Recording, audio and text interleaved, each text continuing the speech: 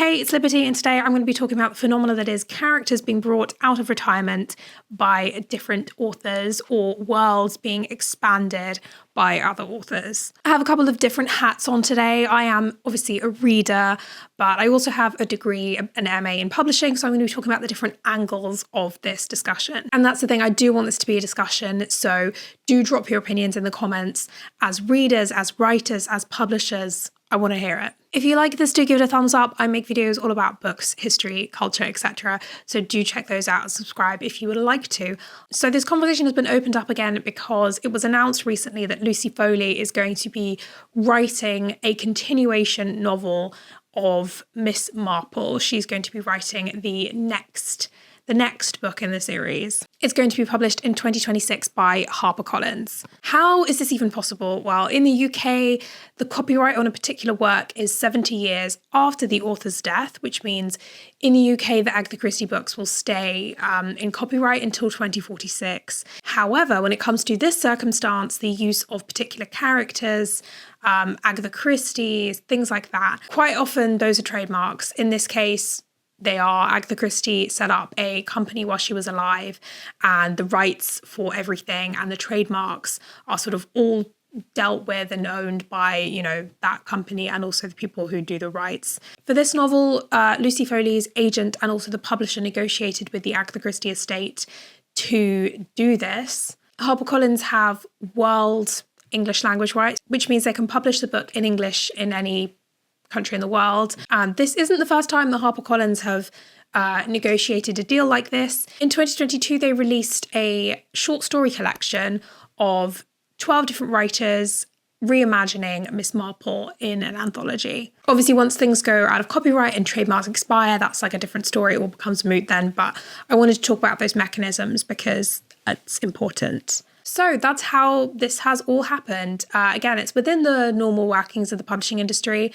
Continuation novels are when something like this happens.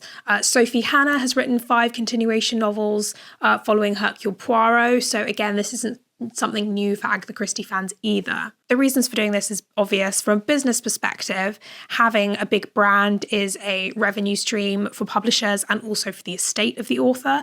And from a fan perspective as well, the characters get to live on and, have new adventures and people can explore that way. People have done prequel series. You've got the young Sherlock Holmes series written by Andy Lane, Young Bond by Charlie Higson. I remember reading a few of those when I was younger. And then there's follow-up novels, sequels, things that are coming after the established canon. Speaking of canon, I wanted to talk about the idea of legitimacy. And is there legitimacy that's required for a continuation novel to be accepted by fans and become successful? Certainly, permission from the author or the author's estate is something that does carry weight with people. When rights have been negotiated, there's obviously that sort of implied permission. But does that mean permission from the author if it's come from the estate? Does that matter to you as a reader? That's something that I want to know. There are authors whose next of kin have asked specific people to finish or continue on with a series of books. Robert Jordan's widow, for example, asked Brandon Sanderson to finish the Wheel of Time series. Robert Jordan died in 2007. Sanderson said, "Another writer told me they would have turned down the project because anything you do, right? They'll say it's because Robert Jordan left behind great notes, and anything you do wrong, it's that Brandon Sanderson guy screwing up, so you can't win. I say that I win because I get to be a part of this." Sanderson didn't try to alter his writing style or mimic Jordan's, but he definitely ended up adapting his style. He had an ending and he had lots of notes from Jordan. He called his job being part archaeologist. We've heard that a lot recently, haven't we? He put in a lot of effort to making sure that the characters' voices were really authentic. Sanderson said of the process, "I was given this massive things to sift through, concepts, ideas, scenes he'd been working on. Sometimes he'd come up with a scene and then say, actually, I'll do it this way. I needed to read through it all and think which would really work for the story. In the end, I couldn't say at every point what Jordan would do. I didn't know him, I knew his fiction, and I had to think what the story demanded. Instead of imitating Jordan, my job has been to write what's appropriate for the Wheel of Time. It's the same actors, the same script, but a different director." Some estates don't want that at all. Terry Pratchett's daughter explicitly said that she would not be continuing on with the Discworld series herself or give permission for anyone else to do so. She called the Discworld series sacred to her father, and Transworld, the publisher who'd been publishing them, came out to explicitly say that we are proud to preserve and curate Terry Pratchett's legacy according to his family's wishes, and that they'd be publishing the final book that he had written in the series before his death. He was working on several new Discworld novels when he died. He had notes and plots in various different levels, but his daughter made it clear that those books were his legacy. She certainly has no intention of making those public, so I doubt if we will ever see them, but if we do, it will be against her wishes and Terry Pratchett's wishes. Opening up this discussion a bit, I want to think about, is there a point where characters have become so huge and have become such a part of public consciousness that they become public property, sort of psychologically? These characters become larger than life, and it feels like writing or reading fan fiction. I was discussing this with some of my friends, and my friend Alex was saying that some fan fiction has become so significant amongst the fandom that it has almost become canon at this point. I think we all kind of know what I'm talking about. I don't need to say it. So there's a blurry line where some fan fiction can feel like canon and some official continuation novels can feel like fan fiction. Especially as Brandon Sanderson was saying, it's so hard to create an authentic book without feeling like you're doing a parody. I'm too scared to read Sebastian Faulk's Jeeves and Wooster continuation novel, Jeeves and the Wedding Bells, because part of the appeal of those novels is P.G. Woodhouse's very specific writing style. Sebastian Faulks even said, people said it was brave or stupid. Either way, it was a ridiculous undertaking. P.G. Woodhouse is, by common consent, one of the great prose stylists of the 20th century. I don't want to make a mess of it. Sebastian Faulks has also written James Bond books, so this was not his first rodeo in continuation novels.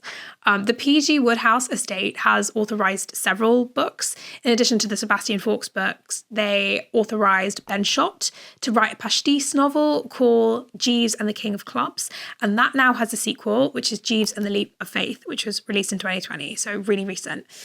Just because you can do something, should you? It's all a kind of matter of perspective, really. I mean, Brandon Sanderson talked about his worry that it could end up exploiting authors' legacies. There's a point where you do need to let go of it, when you have to say, no, this would make him uncomfortable. We're taking his legacy and turning it into the McDonald's of books. But are we going to be able to give up the ring, Frodo? So far, I've been talking about official continuations. Obviously, there are also unofficial ones. There have been books like Pride and Prejudice and Zombies, which was published in 2009, which was a parody novel that contained the characters of Pride and Prejudice and sort of put a completely different spin on the plot. That book also has a prequel, which is Pride and Prejudice and Zombies Dawn of the Dreadfuls, which was released in 2010, and a sequel, Pride and Prejudice and Zombies Dreadfully Ever After, that came in 2011. To me as a reader, logically, everything not written by the original author feels like fan fiction, whether it's officially sanctioned or not. And so I kind of want to follow that strain a little bit and talk about writing about real people. So following that, I want to talk about how there are some real people who it feels like they've reached that sort of sought after character IP status. In historical fiction, it's very common for real, significant and not significant historical figures to be present, and sometimes major characters. Jane Austen is one example of this. She's become this figure, almost like a fictional character in her own right now. I've read quite a few books with her as a character. I've just been watching Miss Austen on BBC, which was adapted from a book by Jill Hornby, and that centres around Cassandra Austen, which also features Jane as a significant character. And I have read Jill's other book, Godmersham Park, which centres around Jane's niece's governess, but Jane is also in that book, and it's, a lot is about their friendship. And it's not just Jane. I mean, figures like Lord Byron, Henry VIII, they've transcended their real life and have become legendary figures, almost like Robin Hood and King Arthur, except they are real and have really well documented lives. Despite that, I've read kind of several different versions of all of these characters. People see what I mean. This is what I'm talking about. Historical fiction that focuses on real people like that is kind of similar to a continuation novel. You are recreating a world that you haven't built. You're recreating the past. You're writing characters that you haven't wholly created because you're basing them on real people. With this logic, you could consider historical fiction to be a form of fan fiction. I feel that a lot when I talk about Philippa Gregory. I'm a historical fiction fan. I've read a lot of her books. I've read the War of the Roses ones, The White Queen, The Red Queen.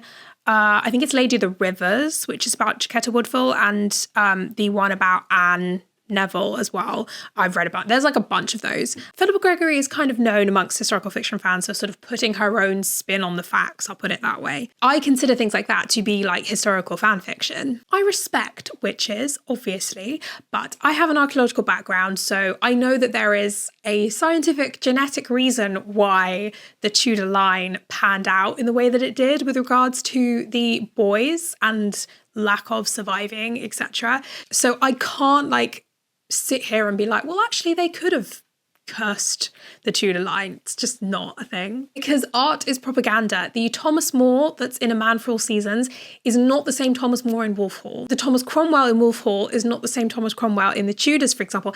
Everything is an interpretation and everything is propaganda for the truth that you are wanting to write or read. If you spent time on historical TikTok like I have, there are genuinely people who believe that the real people acted the way that these characters do in like The White Princess and The White Queen is a lot on TikTok.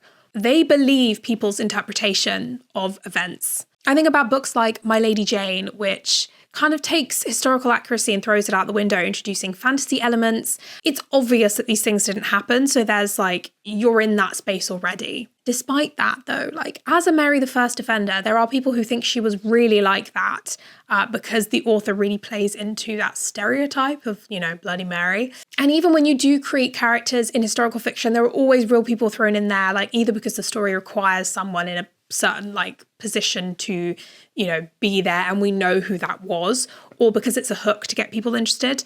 Both are legitimate, I think. The Medici Heist, for example, which is one of the best books that I read last year. It's a heist book set in 16th century Florence. And not only do we have members of the Medici family featuring strongly, who, you know, are real and we know, including the Pope, but Michelangelo is also part of the heist group. And so it's not something that I think is bad. Obviously, I read and love these books. I love historical fiction, but it's an interesting discussion. If you read historical fiction, what do you think about the inclusion of real characters and the changing and warping of what we know that they were like, what we know that they did?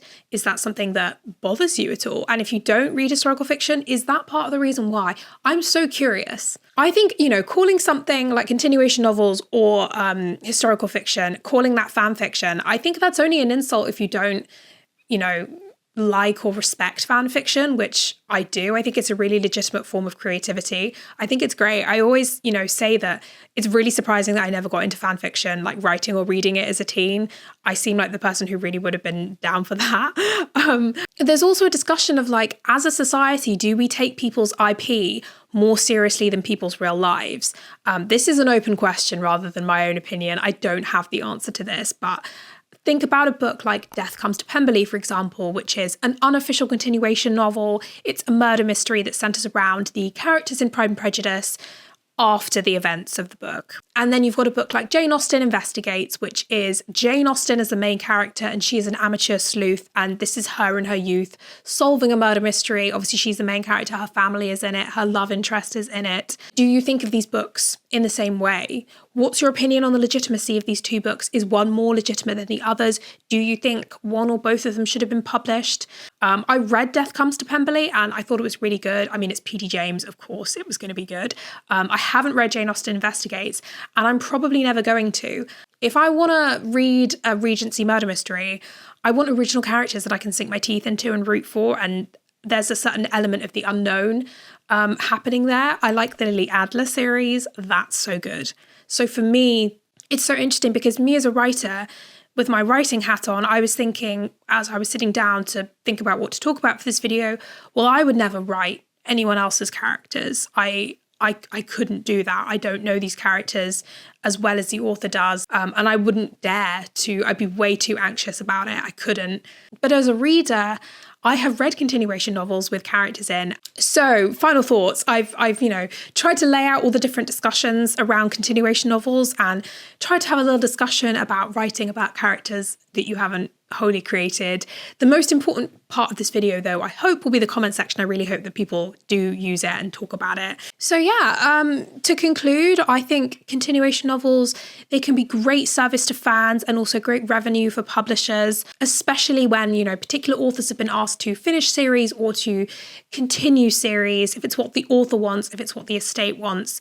It gets a bit icky after that. I think, in my opinion, we don't want to be heading into territory where we are exploiting people's work and IP just for money. So at that point, it's up to the publishers and the rights holders to navigate that line and sort of work out what to produce and where to hold back. I think, obviously, if I was a publisher, I would be publishing continuation novels, again, like with permission. Certainly, if there's a demand for them, that also has to be the case. You have to respect fans as well as respecting the author and these characters. I think each individual reader has a different opinion on this topic. And so publishers do have to balance that risk. Obviously, the risk is smaller publishing something that they know people will love as opposed to like a debut from an unknown author. But there's also not no risk because there are people who are really against continuation novels. There are people who once they hear the synopsis, once they know more about this book, are going to be against it and they won't buy it. So there's risk there as well. So it's not as clear cut as publishers want to exploit fans and get more money. Like, that's not really the case. There's so much more nuance going on there. And I'm also very interested to know if you are going to be reading this new Lucy Foley Miss Marple book. Personally, whether it's Sophie Hannah or Lucy Foley, any of these continuation novels of Poirot and Marple, I haven't yet read all of the canon. So I think I can't really have an opinion on what I would do because obviously I want to prioritize reading Agatha Christe novels. So I do want to pass this opinion over to people who have maybe finished the canon of Agatha Christe. Or have you read any of the Sophie Hannah Poirots? Are you going to be reading this new Lucy Foley? Like, again, do let me know. So yeah, thank you for watching and happy reading.